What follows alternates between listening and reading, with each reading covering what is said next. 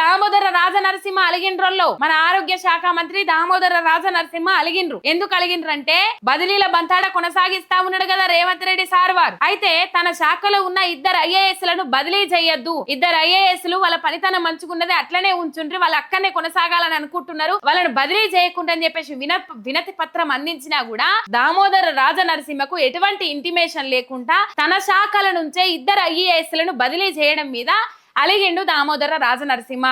High court మెట్లు కూడా ఎక్కబోతున్నారనే ముచ్చట్లు తెర మీదకి వస్తా ఉన్నాయి. ఐఏఎస్ బదిలీల జాబితాలో లేకున్నా చివరి నిమిషం ట్రాన్స్ఫర్ చేయడంపై తీవ్ర అసంతృప్తి. ఆఖరికి లాస్ట్ టైంలో ట్రాన్స్ఫర్ చేసిండ్రు. ఆయన మాట కూడా లెక్క చేస్తలేరు.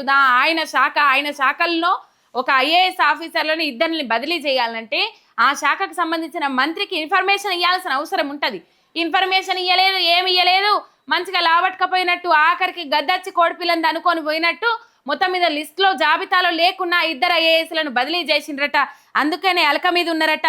రాజ్ భవన్ లో లోకాయుక్త ప్రమాణ స్వీకారానికి కూడా హాజరు కావాల్సింది ఉండే దామోదర రాజనరసింహ హాజరు కాలే, ఇంట్లోనే కూర్చున్నాడు.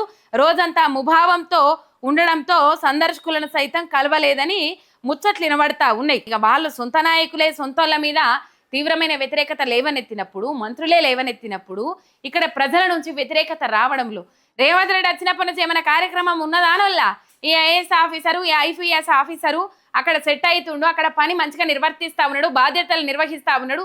దీనికి సంబంధించిన స్మితా సబర్వాల్ భగవద్గీతలో ఒక అంశాన్ని ట్యాగ్ చేస్తూ ఆమె ట్రాన్స్ఫర్ కు సంబంధించి అంశాన్ని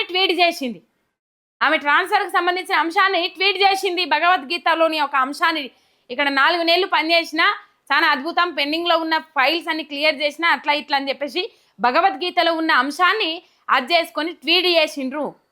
స్మితా సబర్వాల్ ట్వీట్లు రేవంత్ రెడ్డి సర్కారుకు మొసమర్రనీయకుట్ట చేస్తా ఉన్నాయి అనేటి ఇదితో కూడా అర్థమైంది, తేటతెల్లమైంది.